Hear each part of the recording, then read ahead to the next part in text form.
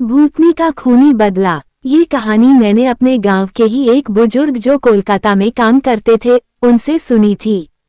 एक बार की बात है कि कुछ अंग्रेज शिकारी भारत के किसी जंगल में शिकार पर गए। उस जंगल के बाहर एक डाक बंगला था, पर उसमें पहले से ही कोई बड़ा अंग्रेज अधिकारी ठहरा हुआ था।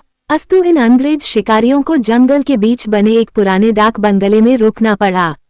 इस डाक बंगले का रखवाला अपने परिवार के साथ रहता था और डाक बंगले में रुकने वाले लोगों की सेवा करता था। इस रखवाले के परिवार में उसकी बीवी तथा लगभग 14-15 साल की उसकी एकमात्र लड़की थी। एक शाम जब अंग्रेज शिकारी शिकार करके वापस डाक बंगले पर आए तो नहा धोकर पीने बैठ गए। पीने के बाद उन्हें इतनी चढ़ गई कि वे लोग पूरी तरह से बहक गए और उस रखवाले को गोली मारने के बाद उसकी बीवी तथा बच्ची को नोच डाले। इन पापियों को नशे में कुछ भी पता नहीं चला और नोचने के बाद उन दोनों को भी गोलियों से भून डाले और तीनों की लाश को डाक बंगले के पीछे दफना दिए। ये बात आई गई रह गई। अंग्रेजों ने फिर कुछ दिन के बाद वहां कैलाश नामक एक नया सेवक रख दिया। किसी को कुछ भी पता नहीं चला कि इस पुराने डाक बंगले का पुराना सेवक और उसका परिवार कहाँ चला गया। एक बार की बात है कि नया सेवक कैलाश रात को गेट बंद करके सोया हुआ था। तभी अचानक उसकी नींद खुल गई क्योंकि उसे लगा कि दरवाजे पर कोई रो रहा है। उसने एक हाथ में लाठी उठाया और दूसरे में चिराग और दरवाजे पर आकर हाथ लगाया, कौन है? इतनी रात गए कौन दरवाजे पर रो रहा है? उसने देखा कि एक किशोरी दरवाजे पर बैठी रो रही है। कैलाश उस किशोरी के पास गया और उसके सिर पर हाथ रखते हुए कहा कि बेटी रो मत, अंदर चल। फिर उस किशोरी के अंदर आने पर कैलाश ने उसे पीने के लिए पानी आगे बढ़ाते हुए पूछा कि बेटी तुम कौन हो और इतनी रात को अकेले इस जंगल में क्यों भटक रही हो? कैलाश की इतनी बातें सुनते ही वो किशोरी और तेज फफक पड़ी। कुछ समय तक तेज तेज रोने के बाद वह थोड़ा शांत हुई और कैलाश को बताई कि वह इस डाक बंगले के पहले सेवक की पुत्री है। फिर उसने ये भी बताया कि कैसे 4-5 अंग्रेज शिकारियों ने उसके पिता को मार डाला और उसके बाद उसके तथा उसकी मां की आबरू को नोच डाला। फिर कैसे उसकी मां तथा उसको भी गोलियों से भूनने के बाद डाक बंगले के पीछे दफना दिया। उस किशोरी की इतनी बातें सुनते ही कैलाश पूरी तरह सहम गया, पर निडरता दिखाते हुए पूछा कि ऐसे कैसे हो सकता है?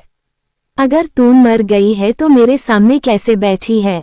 कैलाश की यह बात सुनते ही वो लड़की अचानक गायब हो गई और कैलाश कुछ समझ पाए इससे पहले ही वो उस कमरे की दीवार पर उल्टी टहलती नजर आई। कैलाश यह नजारा देखकर पूरी तरह से सहम गया। फिर अचानक वह लड़की आकर कैलाश के सामने बैठते हुए बोली कि काका, आप डरिए मत, मैं आपका कुछ भी बुरा नहीं करूंगी। धीरे धीरे कैलाश का डर जाता रहा और उसने अपने मस्तक पर आई पसीने की बूंदों को गमछे से पोंछ लिया। फिर उसी रात को उस लड़की ने वो जगह दिखाई जहां उन तीनों को दफनाया गया था। कैलाश ने कुदाल से खोदकर उन तीनों के अस्थिपंजर को निकाला। फिर कैलाश ने उस किशोरी से वादा किया कि वो उन अंग्रेज शिकारियों के खिलाफ कोर्ट जाएगा और किशोरी को इंसाफ दिलवाकर रहेगा। कैलाश की बातें सुनकर वो किशोरी रोते हुए बोली कि काका, आपको कुछ नहीं करना है, बदला तो मैं लूंगी, बस आप मेरी थोड़ी सी मदद कर दें। फिर क्या? उस किशोरी के बताए अनुसार कैलाश ने बीमारी का बहाना बनाकर उस डाक बंगले की नौकरी छोड़ दी तथा उस किशोरी को किए वादे के अनुसार उस किशोरी के माता पिता की अस्थियों को जला दिया तथा उन दोनों के नाम पर पूजा पाठ भी करवाया।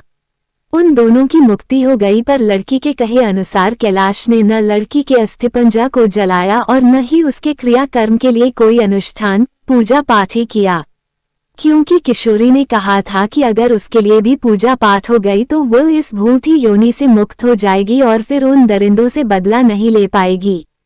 समय बीतता गया और अब उस डाक बंगले में कोई नया सेवक आने को भी तैयार नहीं होता, क्योंकि कैलाश वहीं आसपास मंडराता रहता और नए आने वाले सेवक को भूती कहानी सुनाकर भगा देता। कभी कभी वह किशोरी भी अपनी भूती कारनामे से आने वाले नए सेवक को 9-2-11 कर देती। पर उस बंगले पर शिकारियों का आना कम नहीं हुआ। वे आते और खुद ही अपनी व्यवस्था करते, पर जो अब आता वह वापस नहीं जाता, क्योंकि उस डाक बंगले में ठहरने वाला हर अंग्रेज शिकारी उस लड़की का शिकार हो जाता। कभी कभी तो ऐसा होता कि वो लड़की किसी अंग्रेज शिकारी को अपने लटकों झटकों में फंसाकर उस डाक बंगले में लाती और रात को अपने असली रूप में आ जाती और डराकर उस अंग्रेज को मार डालती और उसका खून पी जाती। ये क्रम चलता रहा और उस डाक बंगले में मरने वाले अंग्रेज शिकारियों की मौत रहस्य ही बनी रही। अंग्रेज अधिकारियों के लाख कोशिश के बावजूद न हत्यारा पकड़ में आता और न ही मरने वाले अंग्रेज शिकारियों अधिकारियों के मौत का कारण पता चलता। धीरे धीरे ये खबर आसपास के क्षेत्रों में अंग्रेज शिकारियों आदि में फैल गई कि पुराने डाक बंगले में ठहरने वाले हर शिकारी की रात तो होती है पर वह दूसरे दिन का सूरज नहीं देख पाता। 2-3 और वर्ष बीते और अब वो डाक बंगला खंडहर हो गया, क्योंकि अब किसी में भी हिम्मत नहीं थी कि वहां ठहरे। आखिर किसको अपनी जान की परवाह नहीं होती। पर वो किशोरी भूतनी जो अब युवती बन गई थी, उसी डाक बंगले में रहकर अपने हत्यारों का इंतजार करती। दिन में उधर आने जाने वाले लोगों को उसका एहसास होता, क्योंकि वह बराबर रोती रहती पर किसी को दिखाई नहीं देती। एक बार की बात है कि वो युवा भूतनी उस जंगल में रह रहे एक युवा भूत तथा युवा भूतनी के संपर्क में आई। ये दोनों आदिवासी थे और जंगल में लकड़ी काटते समय किसी अंग्रेज शिकारी के शिकार बन गए थे। युवा भूतनी उन दोनों को लेकर शहर की ओर निकल गई। युवा भूतनी उन दोनों भूत भूतनी के साथ शहर में घूम घूम कर अपने हत्यारों की तलाश करती रही। 2-3 दिन की मेहनत के बाद ही वह अपने हत्यारों को पहचान ली। एक दिन वह शाम के समय खूबसूरत युवती बनकर उनमें से एक हत्यारे अंग्रेज शिकारी के घर पर गई। घर पर उस अंग्रेज के सिवा कोई नहीं था। फिर उसने खूब लटके झटके दिखाए और उस अंग्रेज को अपनी सुंदरता में फांस लिया। रूप लुभावन हो तो अच्छों को फंसते देर नहीं लगती। योजना के अनुसार वह दूसरे दिन भी उस अंग्रेज से मिली। फिर उसे पूरी तरह विश्वास में लेने के बाद एक दिन कही कि क्यों नहीं हम लोग शिकार पर चलें। अंग्रेज ने कहा कि अच्छी बात है, मेरे कुछ मित्र शिकारी हैं, उन्हें भी लेकर चलते हैं।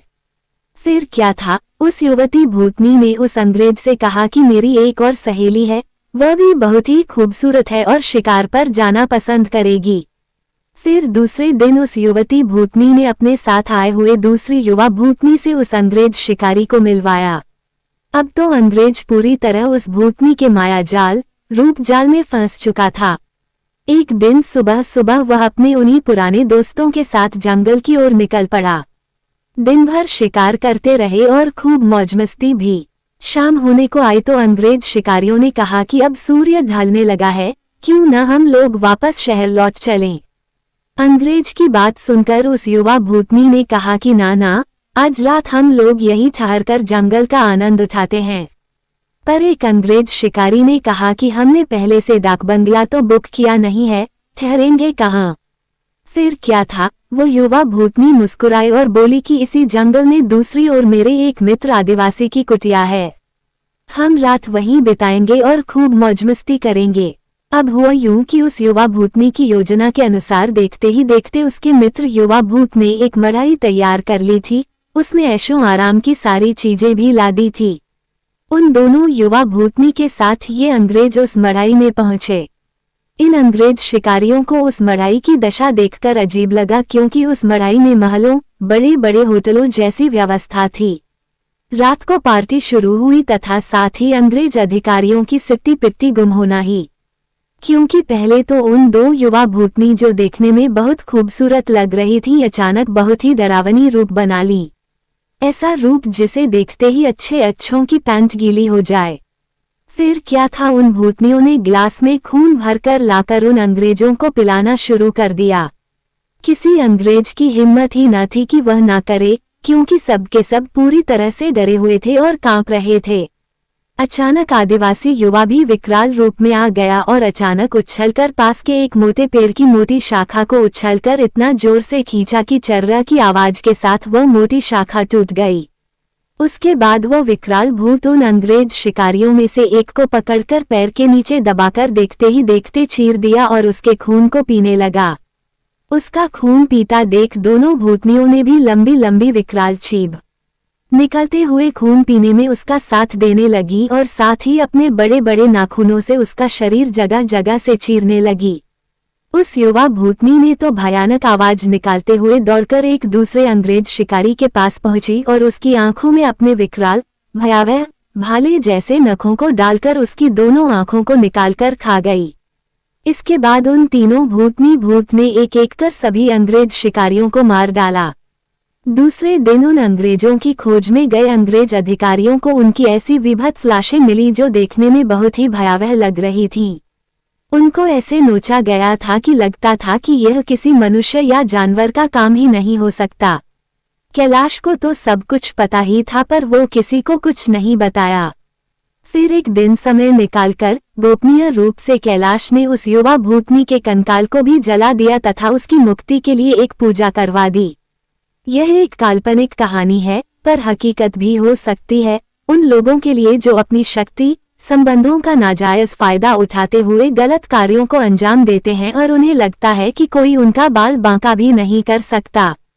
हमेशा वैसा ही कार्य करें जैसा आप दूसरों से अपने तथा अपनों के प्रति चाहते हैं।